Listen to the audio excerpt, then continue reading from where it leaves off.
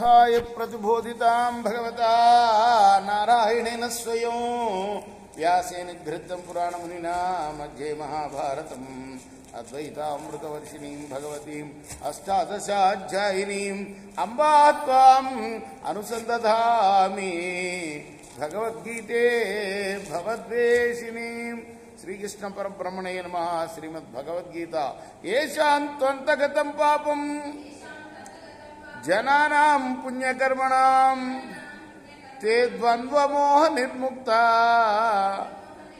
भजन्ते मां दृढव्रता। రెండవ అధ్యాయంలో 47వ శ్లోకం వరకు నేను ఒకటి చెప్పుకున్నాం భగవద్గీత. ఈరోజు 48 నుండి కొనసాగిద్దాం. యోగస్థః కురు కర్మాణి సంగం త్యక్త్వా ధనంజయ సిద్ధ్య సిద్ధ్యో సమో భూత్వా సమత్వం యోగ ఉచ్యతే.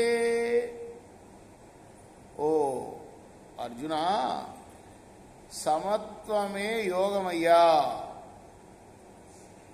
అటువంటి యోగాన్ని సమభావం ఉంచి, అంటే సమభావం ఉంచడం అంటే ఏదైనా సరే, ఫలమైనా అఫలమైనా, మనకు ఫలించినా ఫలించకపోయినా సమాన భావాన్ని ఉంచి కోరికని వదిలి కర్మల్ని చేయవయ్యా.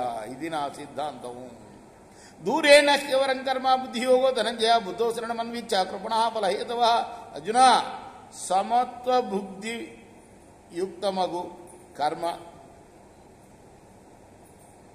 సమత్వ బుద్ధియుక్తమైన కర్మయోగం కన్నా కామ్య కర్మలు నికృష్టమైనవి.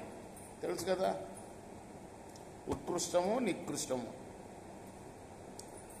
అంటే మంచివి కాదు అని. ఏవి మంచివి కాదు? కామ్య కర్మలు నికృష్టమైనవి. ఉత్కృష్టమైనది ఏమిటయ్యా అంటే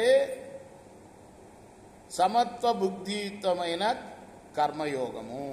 అంటే సమభావాన్ని ఉంచి కోరిక లేకుండా చేసే కర్మ యుక్తమైందయ్యా. అది నాది, నా సిద్ధాంతం. ఇదే జ్ఞానయోగం, ఇదే సమత్వ యోగం, ఇదే కర్మయోగం కదా. కర్మ అనేది ఎలా చేయాలంటే ఇలా చేయాలి, అలా చేస్తే అదే జ్ఞానయోగము అని నా సిద్ధాంతం అని చెప్తున్నాడు. రేపు మనం 50వ శ్లోకం నుండి కొనసాగిద్దాం. కృష్ణార్పణమస్తు. సాయి కృష్ణార్పణమస్తు.